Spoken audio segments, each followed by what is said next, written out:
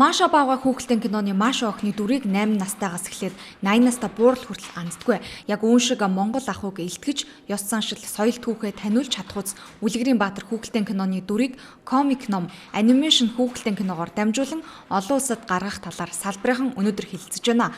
Монгол агуулгыг дэлхийд экспортлох уран дор өнөөдөр боловсрал соёл шинжлэх ухааны яамд комик анимашны салбарт хүч үзэж байгаа залуус чуулж байна. Монголд энэ салбар дөнгөж эхлээ тавьж байгаа юм байна. Комик ном хийдэг 4-5 байгууллага харин анимашн хүүхэлдэйг залуус ганц хоёроор нэгдэж сонирхлоороо хийхээс хэтэрдэггүй байна. Тиймээс энэ залуусыг нэгтгэж төрийн бодлогоор дэмжих шаардлагатай гэдгийг энэ үеэр онцоллоо. Мөн комик анимашнаар дамжуулан Монгол агуулгыг дэлхийд экспортлох ажлын эхлэл тавигдж байгааг боловсрал соёл шинжлэх ухааны яамны соёлын бодлого зохицуулалтын газрын дарга гант мөр онцоллоо. Тэр энэ зүйлүүдийг өнөөдөр Монгол хүний оюун ухааны бүтээл агуулга дэлхийн хэрэглэгчдэд хүргэх боломжуудыг бид нар төр засгаас бодлоготойгоор бий болох. Үүний тулд энийг хийж байгаа энэ продакшн компаниудыгаа бас яаж дэмжих юм, нөгөө талаас хууль эрхцэн хувьд нь яаж бий болгох юм, санхүү эдийн засгийн оролцоог нь яаж хангах вэ гэдэг зүйлээс.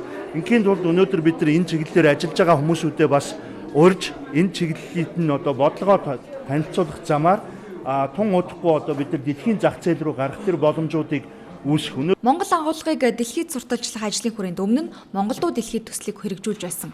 Харин энэ удаад комик анимашны салбарыг сонгожээ.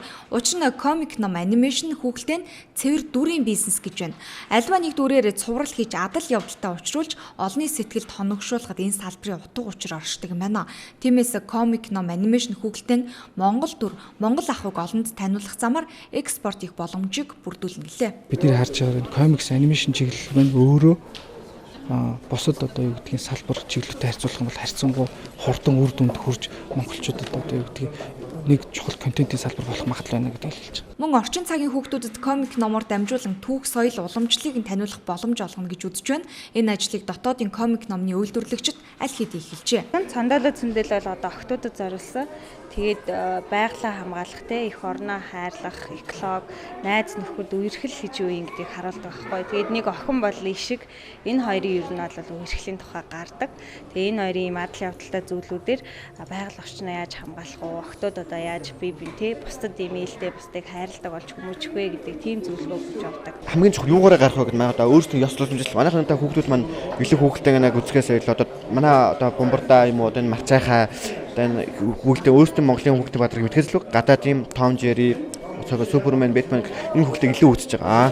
Энэ салбарт манайх яхаар дутагдж байгаа. Дутагдж байгаараа манай илүү хөгжил дэлхийд гаргая гэж байгаа хамгийн чухал нь улсаасаа дэмжих. Япон, Америк нэгдсэн улс гээд олон улс энэ салбарт өндөр хөгжижээ. Манай улсын хувьд технологийн хөгжлөөр тэднийг давдаггүй маа гэхэд дутахгүйгээр үүний хажуугаараа Монгол ахуй соёл бүхий дүрээр бусдаас ялгарч дэлхийн зах зээл гарахыг зорилгоо болгожээ. Үүний тулд төрийн нэгдсэн бодлого шаардлагатай байна. Энэ хүрээнд өнөөдөр салбарынхан чуулж тулгамцсан асуудлыг хэлцэж байгаамаа. Мөн төрөөс комик анимашны чиглэлд эргэцэн орчныг боловсронгуй болгож өгчээ. Одоо хэлцэж байгаа киноны тухай хуульд комик анимашны тухай зохицуултыг ч оруулж өгсөн байна.